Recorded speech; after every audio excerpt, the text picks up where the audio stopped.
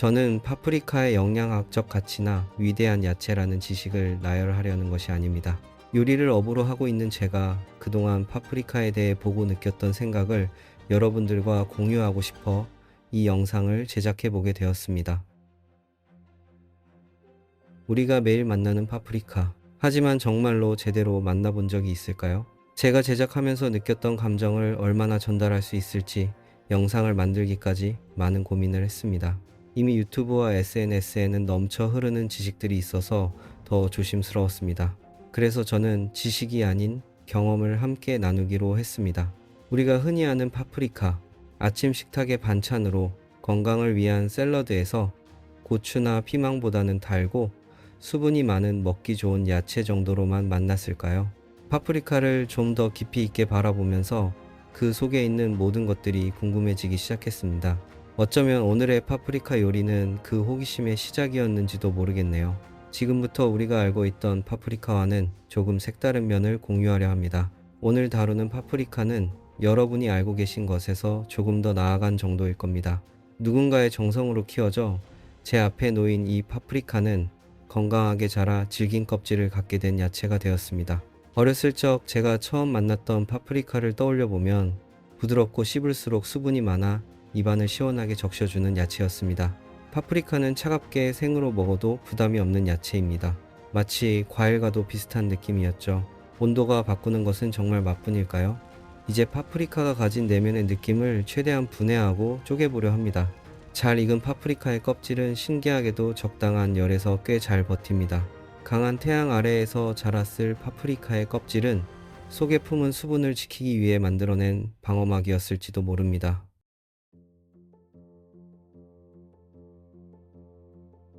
버틸 수 없을 만큼 강한 열을 가해야만 비로소 껍질이 타기 시작합니다.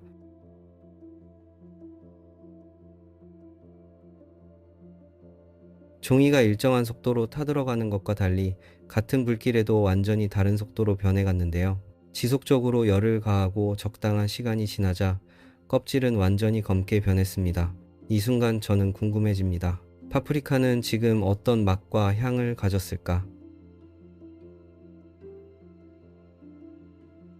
검게 탄 껍질을 걷어내자 파프리카 속 새로운 빨강이 드러났습니다.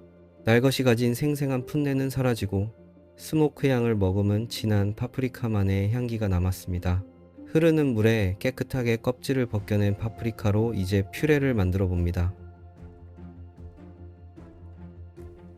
요리에서 퓨레란 재료를 곱게 갈아 농축시킨 형태입니다. 죽과 비슷한 질감으로 소스나 수프 베이스, 유화식 등 다양하게 활용됩니다. 재료가 가진 본연의 맛과 향이 고농축되어 있죠. 퓨레야말로 재료가 가진 본연의 향을 가장 잘 담아내는 방법이 아닐까 싶습니다. 파프리카의 맛을 도와주면서도 방해하지 않는 재료가 필요한데 그것이 바로 양파입니다. 시간이 얼마나 지났을까요? 재료들이 따뜻한 열기를 품으며 천천히 익어갑니다. 두 재료가 가진 맛과 향을 충분히 보존하려면 센 불보다는 중불, 더 섬세하게 다루고 싶다면 중약불 정도의 은은한 열기가 필요합니다. 시간이 부족하다고 강불로 서둘러 조리하면 안 되는데요.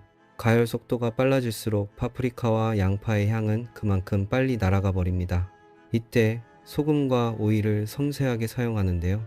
소금은 우리가 맛과 향을 더 잘 느낄 수 있게 도와주는 정도로만, 오일은 열을 고르게 전달하는 정도로만 사용합니다. 많은 분들이 올리브유를 써야 하는지 콩기름을 써야 하는지 물어보시는데요. 올리브유는 의외로 향이 강해서 파프리카의 향을 가릴 수 있습니다. 그래서 저는 콩기름에 파프리카를 함께 끓여 파프리카 향이 담긴 기름을 만들어 사용했습니다. 이렇게 하면 파프리카는 더욱 부드러워지고 파프리카의 카로티노이드 색소가 기름과 반응해 더 선명하고 깊은 색을 냅니다. 만약 물로 파프리카를 익힌다면 어떻게 될까요? 아마 색이 탁해지고 선명도가 떨어질 겁니다. 양파와 오일은 그 자체로도 맛과 향이 있지만 다른 재료를 돋보이게 하는 최고의 조력자입니다.